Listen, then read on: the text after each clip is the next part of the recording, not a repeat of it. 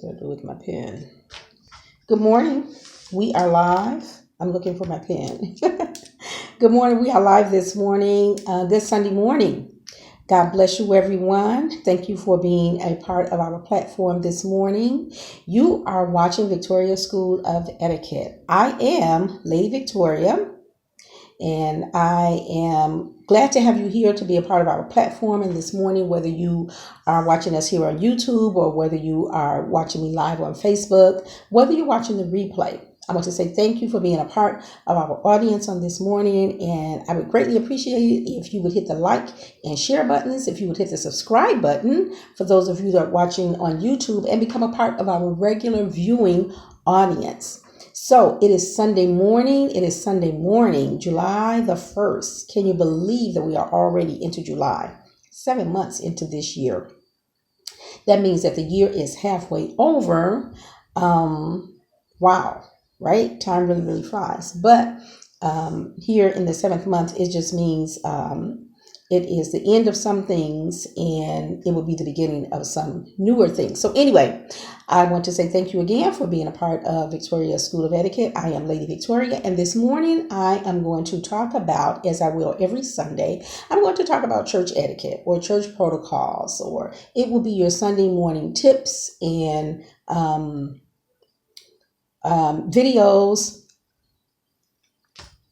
instructions, whatever it is, however I am led that week.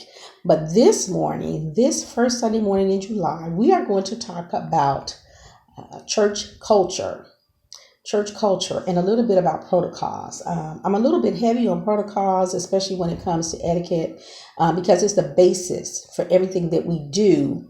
That's etiquette. It really is the basis for it. Protocols usually means it's like a set of rules that really don't change. Let me give you, if I were to give you a technical definition, Merriam-Webster describes protocol as a system of rules that explain the correct conduct and procedures to be followed in formal situations. The correct set of rules or a system of rules that explains the correct conduct and procedures to be followed in formal situations. Now, this morning we're talking about church services, and so they aren't so much formal oftentimes as they are structured.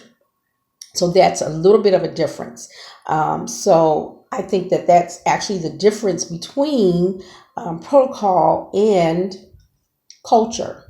And we really want to talk a lot about culture. I've been getting a lot of messages about what is church protocol and what is the proper thing to do in this situation or that situation.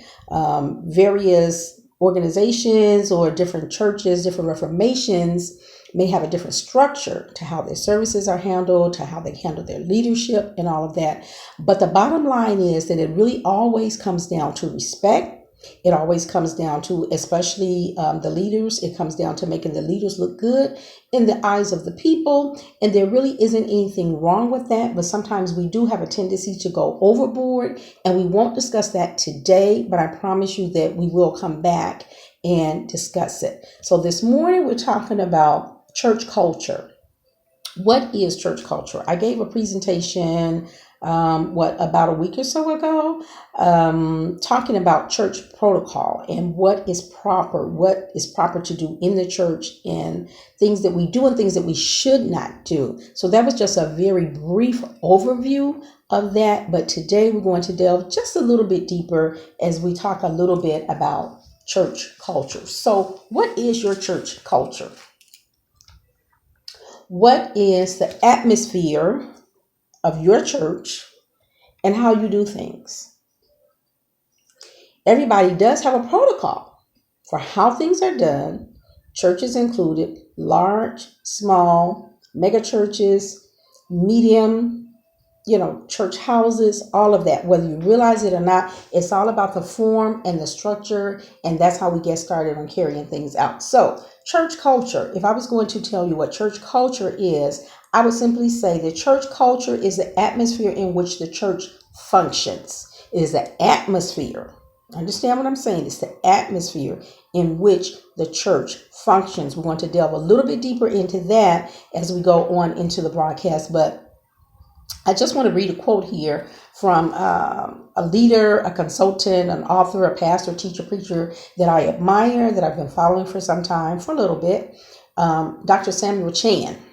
And if any of you are familiar with him, then you know that he is big in the consultant world, in the church world. He's a great author, speaker. He's been to my church before.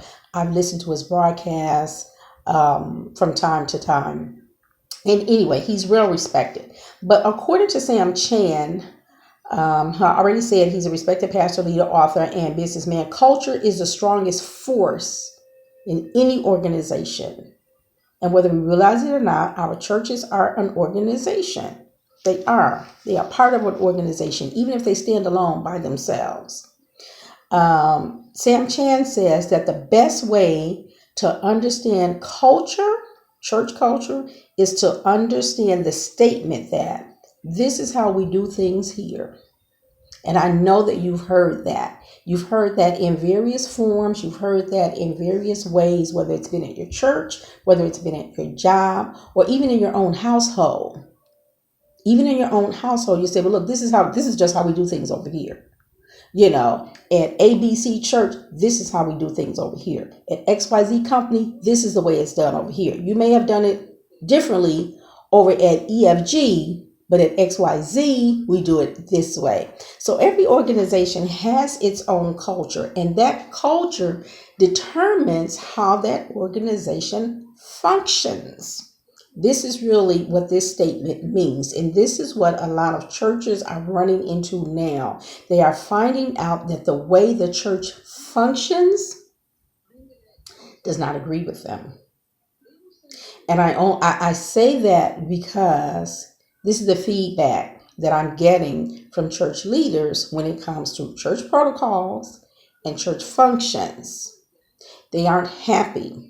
And sometimes it's not just the leadership. Oftentimes it's the congregants.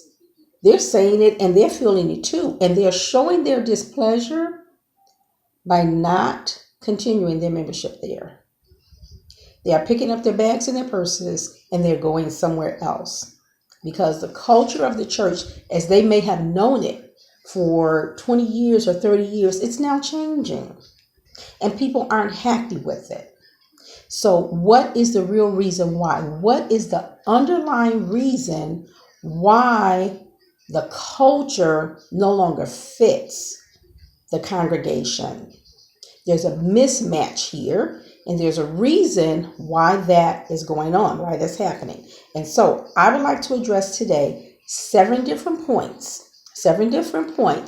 And I may come back at a later time and delve into it a little bit more, but today we want to address 7 different points. Okay, the best way to understand this statement about church culture is to understand the statement, this is how we do things here. It's really about a prominent attitude in the church, and it's full of spoken and unspoken messages, communication. We feel that one way or the other. You don't even have to be a member of a church to know that the culture in that church is unhealthy. You could be a visitor. God forbid that you pick it up on your very first visit because it may run you out the door. Especially if you've been invited by someone. You've been invited, period, by someone, be it a family member, a coworker, or what have you. You go to the church and you pick up and you sit there like, I don't know what's going on here. It's just, something's not right.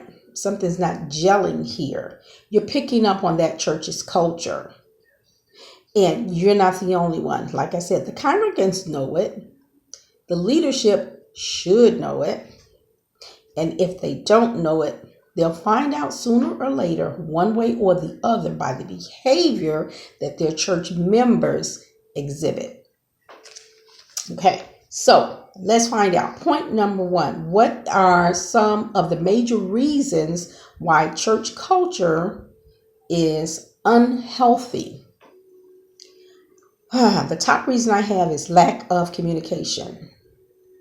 And I'm sorry to say that I have been in churches, I've been in church situations where the communication is quite poor. The communication has been quite poor. For one thing, in every church, there's one leader. That's the pastor. That's the bishop. Okay? He is the real leader of the church, and everybody else falls under him. But sometimes you have other people in the church, they might be over a different department or over an auxiliary, and they feel that they know the department or they know the auxiliary better than their leadership does. And so they may take difference with their leadership or have issue with their leadership on certain areas. But instead of sitting down and having an effective communication with their leadership, they may begin to talk to others in their department or outside of their department. And the lines of communication are open, but they're all going in the wrong direction. They're all going in the wrong way. There should be one line of communication, and it should be straight to your leadership. Now, if that leadership has set up a tier, so to speak, by which you get to him, by which you get the message to your pastor, to your leadership, then fine, follow that. There's a protocol for that, right? There's a chain of command. So if those things have been set in place, then please follow that chain of command to get to your leadership. But the wrong thing to do, the incorrect thing to do, is to take issue about what's going on and you begin to talk about it to other people. You begin to talk about it, and before you know it, you've created this whole monster. And when things explode, then sometimes you wonder what happened.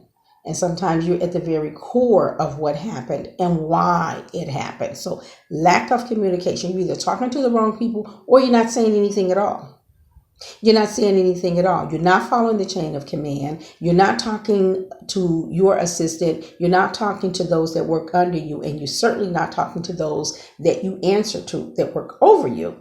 Lack of communication or poor communication is one of the number one reasons why so many churches have unhealthy culture. Lack of communication. The other one is turf or territory. I think some of the most territorial people are church people. Don't get me wrong. I love you all church folk. I do. But sometimes we become very territorial about where we are, about what department we function in, and what it is we do. So you're the kitchen manager. That means you manage the kitchen. That does not mean that the kitchen is yours. You manage the kitchen. You manage what goes on in the kitchen. That's what that means. It's not your kitchen. It does not belong to you. The Sunday school department does not belong to you. You're the president of the Sunday school department, but it does not belong to you. We become very territorial about things like that. I've seen it with my own eyes and experienced it. And I'm just naming some different departments as examples. So like I said, we become territorial over these different areas, over the Sunday school department, over kitchen, over the choir, wherever we are serving oftentimes. And we're serving in a place of leadership, but then we become very territorial, thinking that it is ours and only ours, and we're the only person that can make decisions concerning it. And so when we do that, we shut other people off, we cut other people out, and before you know it, you're in that department. Nobody wants to work with you because they find you a little bit intolerable. That's the number 2 reason why some churches have unhealthy church cultures, for these 2 reasons. The other one is fear. Now, fear is a really big one, and it actually shows up on this list more than once. But fear is a big reason. And I say that we really take charge and take command and charge of fear, because the Bible explicitly tells us that God has not given us a spirit of fear, but of power, love, and a sound mind. When you are fearful, you really can't see things as they really are, because you're looking at them through the wrong type of eyes. Your vision is skewed because you're fearful and you're often wondering and worrying about things that are going to happen. 9 times out of 10, those things aren't even going to happen. But you're stuck and you're rooted in fear, right? And so it impedes your progress. It really magnifies the situation and makes them seem larger than what they are. It reduces the realness of the situation, and you oftentimes can't even see the realness of the situation because you are rooted in fear. Oh, there's so many different acronyms for fear. One of the most popular ones is fear is faith turned inside out. What is the other one? False evidence appearing real. Whatever label, whatever other label you would like to put on fear, or whatever, I'm getting a little tongue-tied. Whatever definition you would like to put on it, however you would like to change the definition, fear is fear. And when we are operating in fear, we are not operating in faith. We are not operating in faith. And so you have to get rid of fear. Fear is a monster that eats away at you, and it really keeps you from doing so much. It keeps you from reaching your full potential. It keeps you from being your authentic self. It keeps you from being the best you.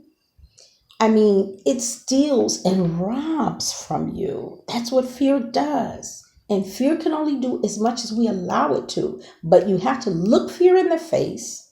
You have to overcome it and conquer it before you can move forward. That's just the plain and simple truth of it.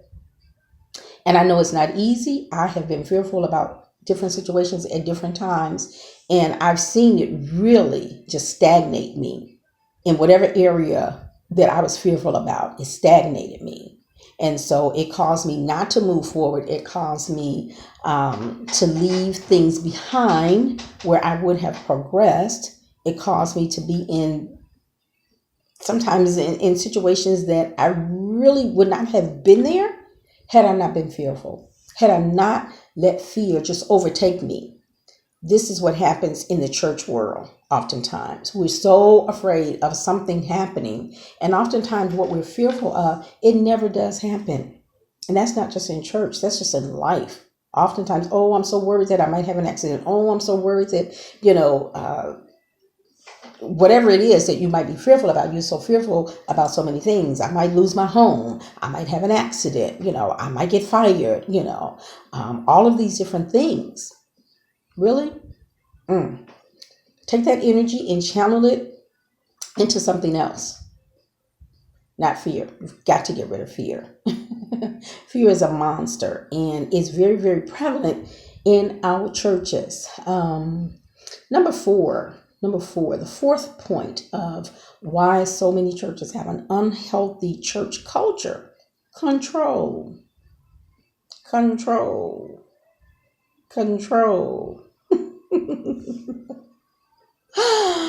Oh, I'm laughing about it because I'm thinking of something that came out of a musical that I saw years ago, and they would say that phrase: control. Who are you controlling? And who or what are you allowing to control you? I'm talking about the control that has chokehold on you. Did you really know that number 4 and number 3, that they're really related? They're cousins. Fear and control are oftentimes related to one another. Because you're fearful, you try to control people or things. And because you're controlling, you're full of fear. And guess what? It makes other people not want to be bothered with you at all.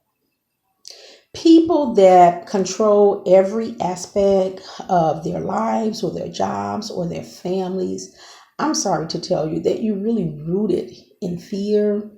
You're really rooted in uncertainty about your own self, about who you are and your accomplishments. I'm sorry to tell you that, well, I'm not sorry to tell you. I'm just saying what I've learned that it is people that are rooted in controlling others there's really some lack and deficiency within yourself. And so it's easier for you to control other people than to face the situation and to deal with it where it is. And so you find yourselves controlling in the church arena, you find yourselves controlling that little piece of territory that the pastor or your leadership has entrusted you to, that really God has entrusted you to. And you find yourself trying to control and manipulate. You can't manipulate. Some people won't allow themselves to be manipulated, and some people will. But really, when we're talking about church, we're talking about what God has entrusted to us. I'm just saying this. I'm just saying this way, in a real plain and simple way. Is what God has entrusted to us, and we can't control God. We cannot manipulate God. So if you can't manipulate Him, then you should not be trying to manipulate His people. You should not be trying to manipulate their gifts and their talents, and yours either. And it's not for sale either. So stop being controlling. Stop being controlling. The other thing is no leadership development. Now, with me, this is a huge one with me. This is a huge one with me because I believe in teaching. I believe in teaching. I believe that when you teach a person how to do a thing, that the outcome is just better. And in church, this is so prevalent. It says no leadership development. But before you can become a leader, you have to be a follower, right? So you can't become president of the Sunday school department if you don't first become a Sunday school teacher or a Sunday school helper, right? You start at the bottom and you work your way to the top. But no leadership or poor leadership development means that those that follow behind you, it's just going to be shaky. It's going to be shabby. It's just not going to be right at all. So no leadership development. It starts at the bottom. That means that you probably didn't get it right when you were a follower. You probably didn't get it right when you were a helper. And then you became a follower, and then you became a worker, and you worked your way all the way up to leadership, but nobody really trained you. And I think that is very, very sad in the church world. And it happens all the time. You go to brother, sister leadership, and you tell them that you have an interest in working in a certain department or working in a certain ministry. And oftentimes they'll tell you to go and see brother so-and-so who's over that ministry. And, he'll get you all fixed up. He'll get you started. He'll show you the ropes. He'll tell you what to do. And I'm sorry to say this, sometimes when you go over there to brother so-and-so, he doesn't really show you anything. He tells you a lot of stuff to do, but he doesn't really show you how to do anything. There's a difference. I can tell someone to do a thing and not show them how to do a thing, right? So I can tell you, listen, I want you to teach this lesson. But if you and I don't take the book and break it down and explore it and figure out how it's structured, how should the lesson be structured?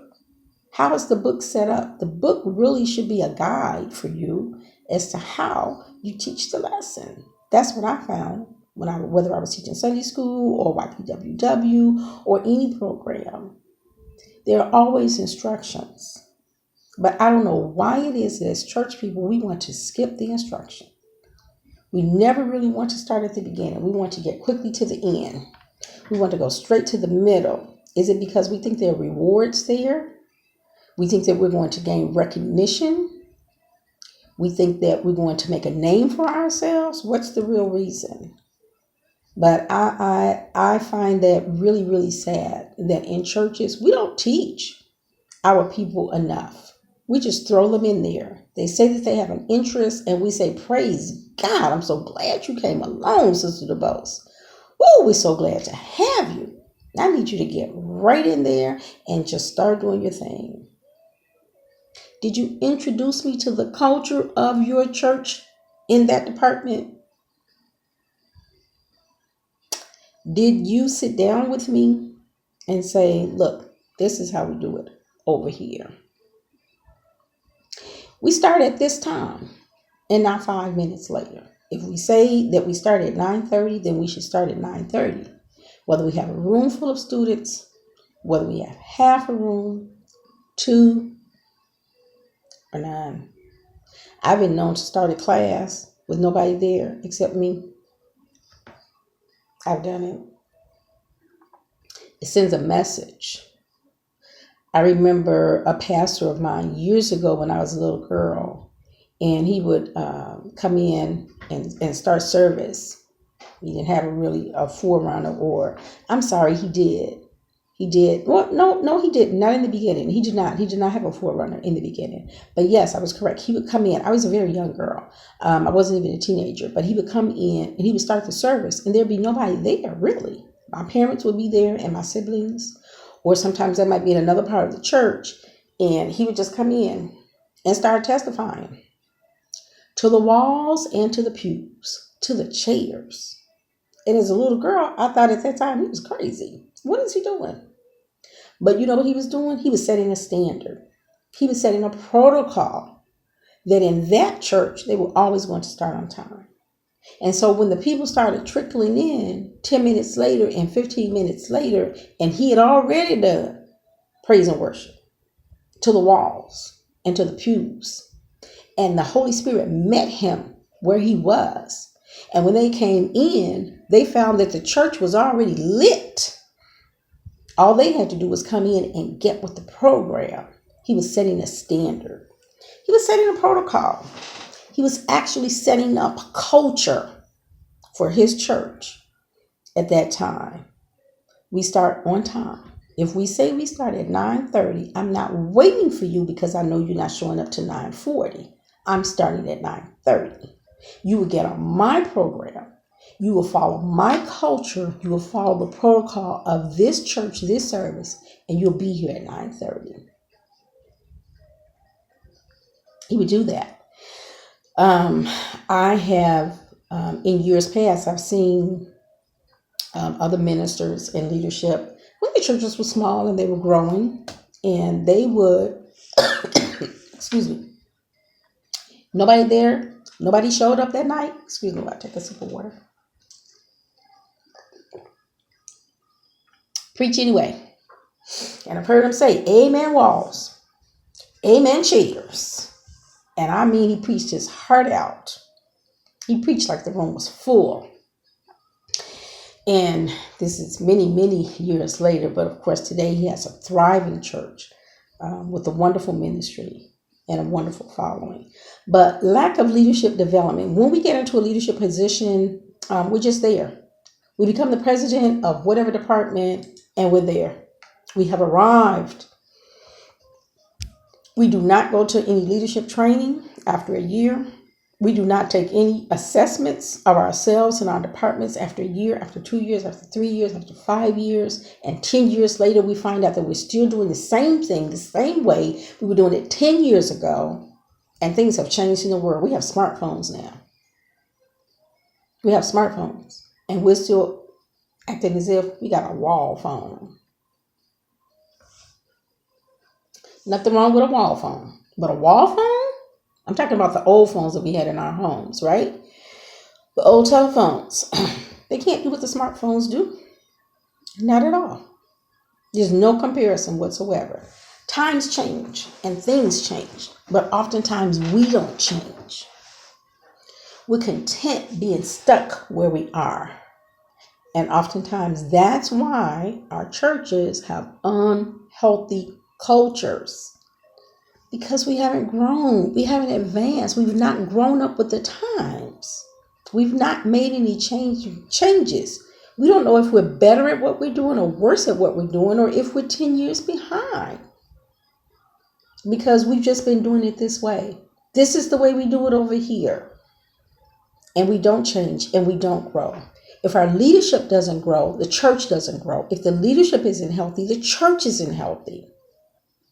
And that's the problem that many of our churches are experiencing today. They are not healthy. The church is sick. The church is sick. The church is in distress. The church is in dis-ease. And the people know it. And some are content to just be there just like that because, girl, this is the way we've been doing it, Sister DuBose. We've been doing it like this for the past 20 years. There's nothing wrong with the way we do things right now. We've been doing it this way for 30 years. Yeah. And I was 2 when I came here. And now I'm 32. I've changed in 30 years. Why have you not changed in 30 years? Why have our churches not grown? Why are we not developing? For these reasons. No leadership or poor leadership development. We don't go to any training seminars. We don't go to any workshops or for the ones that do, because there's a great population that does do this. There's a great population. You do go to conferences. You do go to workshops. You do go to leadership development. But you go there and you come back to your church and you leave everything you learned back there where you learned it. You don't bring it and implement it. You just paid your $250 to go to this training seminar and to be there for 2 days. And they fed you probably at least lunch and a continental breakfast. And you enjoyed it. And you talked about it, and you wrote home about it, and you came back and you told everybody what you learned, but you didn't implement any of those things that you learned.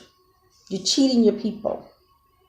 You're doing them a disservice when you do that. Please don't do that. Please don't do that. You're part of leadership. It is your job. It is your responsibility to grow and develop you. As you grow and develop your congregation as well. You grow and develop your team. It's called teamwork. You work together. So you take the new that you learned and you eventually phase out some of the old. Some things old are good. Sometimes they don't need to be completely done away with. They just may need to be revamped or restructured a little bit, and that's fine. Do that. Do it for the health of your church. Do it to enhance the culture and make it better for me and others when we come to visit or when we come to talk. You'll be glad you did. So, no leadership development. Let's get developed. Let's grow. Let's spread our wings. Get out of our comfort zones. Let's go somewhere higher, higher, higher. That's what God wants us to do. Okay, amen. So, what was that? Number 6. Number 5. Number 6 is delayed progress due to denial or attitudes of unreadiness. That actually was number 6. Delayed progress due to denial or attitudes of unreadiness. Oh, Pastor, an example. Pastor, don't you think that we could have some screens like they do over at, Bishop Baliwa's church? Bishop Baliwa, they have screens now. They have projectors where you can see, no matter where you're sitting in the church, you can see what's going on. Shouldn't we get some screens, Pastor? Shouldn't we do that as well? Oh, let me think about it. Oh, let me pray about it. While you're thinking and praying, the world is passing you by. And your congregation is unhappy. And you are not progressing. You're not moving forward. God is a progressive God. Even though the word says he's the same yesterday, today, and forevermore, he changes not. But at the same time, he is progressive. His word does not change. It's infinite. But do you really think that he's not a God of the times and the seasons? Who was it? I think it was it Paul? Was it John? I think it was John. They wrote about things of the future. I have to do some more research on that. They wrote about things of the future.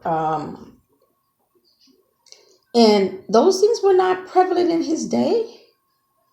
They were not, they didn't exist in his day. Let me just say it that way. I know one of the things I think that he wrote about, and we come to understand, he was talking about airplanes. And he was talking about highways and byways and I think construction and what have you. I'll look it up so that I make sure that I'm not saying something to you that's incorrect. But the point I'm making is that sometimes we delay making decisions. We're not progressive. We delay making decisions.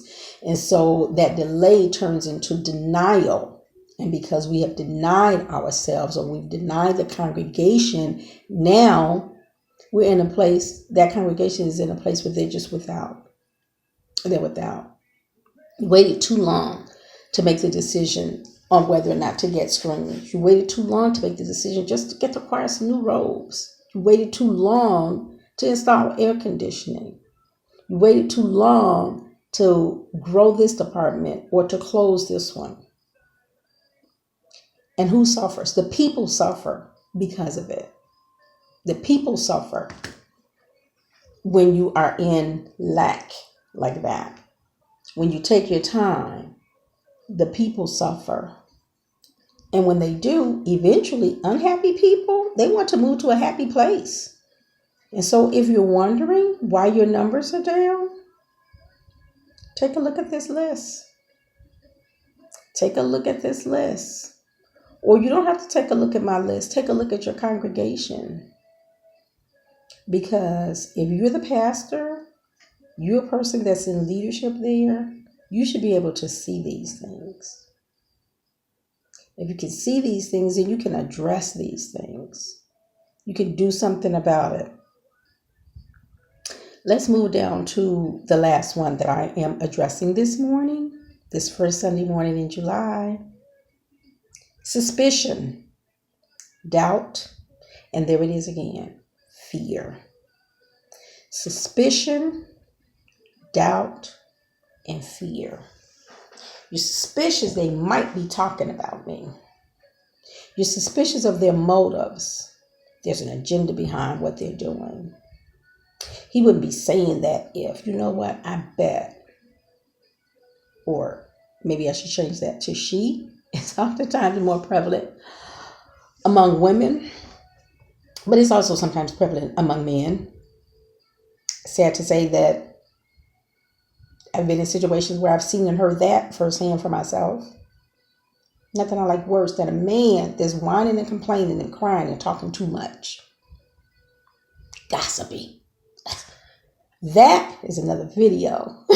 That's another scope. Talking about gossip and what have you in the church. The good the gossip does. That's in the works. It's coming. Watch for it. But suspicion, doubt, and fear. What are you suspicious of? Why? Again, point the finger inward, back to yourself instead of so much to other people. You're doubtful. Are you doubtful of your capabilities to do what you're supposed to be doing? What you say God called you to? Because oftentimes when we come into different ministries and we work on different departments and auxiliaries within the church, we work there because we say that God has called us. And so if God has called you to a work, God does not call you to a work that he has not prepared you for. The way is already made and you are as prepared as you can be in that moment. There are certain things that are going to happen when you get there. You want to be further developed. But what does the scripture say about that? If he's called you, he's already equipped you. There's no reason for you to be full of suspicion, doubt, and fear. That's an internal problem. It's not the other person's problem. It's your problem. You're the one that has to come face to face with it. You're the one that has to work through it. You're the one that has to do the inner work to get rid of that spirit. Because oftentimes that's what it is. It's a spirit. Fear is a spirit. Doubt, suspicion, those inadequacies, it's a spirit. It's a strong man that has attached itself to your soul, which keeps you from progressing in your Christian walk. I'm not really trying to go there, but I am trying to really expound upon this so that we understand. So when you're full of suspicion, you're full of doubt, and you're full of fear, it's time to do an inward check. I mean, and I mean seriously, really. I don't mean to say these things to demean anybody or anything like that.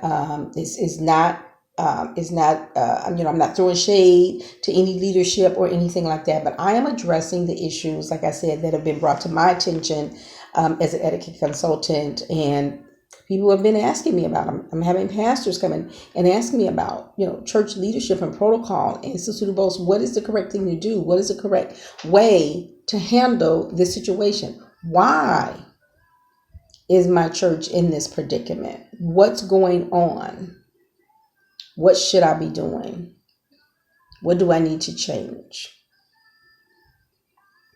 And so these are just some of the areas. Like I said, I just wanted to pick these first 7 for today. There are more, and I am sure that I will come back again and expound upon these more and bring up some of the others that some of our churches are facing today. So many of our churches are facing today.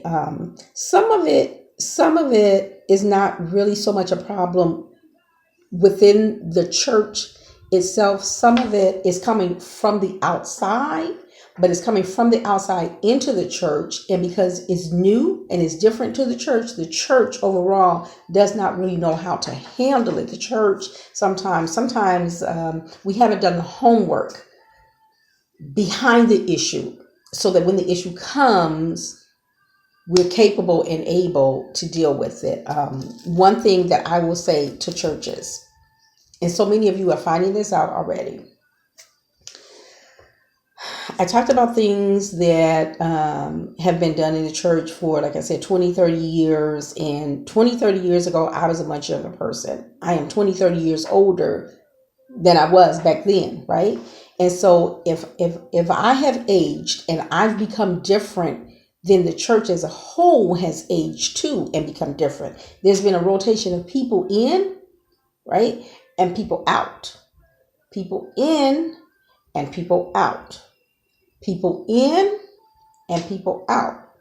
People die. They go home to be with the Lord. That's a population outside of the church, right? Because they've gone on to be with the Lord. So they're no longer here in this earthly realm. Then you have those that get married, and sometimes their spouses are not necessarily members of their church. So when they get married, then they may go where their spouse is, especially us as women.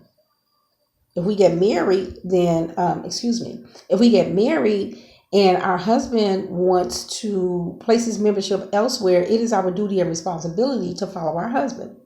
And so that's another population that churches may lose, right? The other population are those that have been born and raised in the church, and now they're going off to college, out of town, out of that environment, and they get to see a completely different world than the one that they've lived in for the past 18 years. And oftentimes when they see a completely different world, they see things that they've never seen before, they do things that they've never done before, and about 50% or more of that college population, they are not coming back to the home church, especially if the home church has not grown in the 18, 20 years that they've been there. They're not coming back. They are not coming back. They are not coming back. I've seen so many of them. They left and then they didn't come back. They said when they left, they weren't coming back. And they came back to visit only to find out that things had not changed. They're not coming back.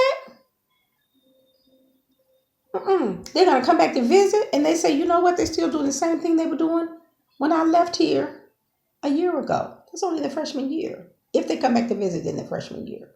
And a lot of them do. By the time they reach their junior year, their mind is pretty much made up. Senior year, they're graduating and they're going on to somewhere else where things are hopping, popping, where they can hear the word the way they want to. Yeah. Where they can hear a fresh new word. Where they can see things differently. Where they can see a culture more like them. Sometimes, let me say this. I'm just going to add this little point. Sometimes our children, it's not necessarily that they're angry with us or angry with the church. They need a new, fresh word. They need something. They need to hear something that's relatable to them. The millennials and the Gen Xers, they do not think the same way as baby boomers. They don't. There's a huge generation gap, or there's a huge divide between baby boomers, millennials, and Gen Xers. If you have young people growing up in your house, then you know exactly what I'm talking about. You all can't decide on what bread to eat, let alone what church to attend. They just don't see the church world as we do. It's not that they have given up on God. It's not that necessarily that they've given up on holiness. They need to hear a word preached and taught to them in a way that's relatable to the way they think today. Our children grew up with this. Our children grew up with this, right? This is what they grew up doing.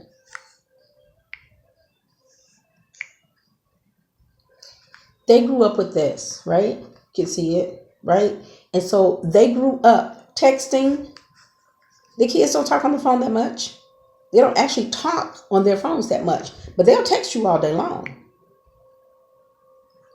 They'll text you all day long. They'll do this all day long. This is how they communicate. When they're talking on their phones, it's going to be to their parents and maybe their significant others, their boyfriend and their girlfriend. They'll talk to them every now and again. And when they're talking to them, it's not going to be long and drawn out.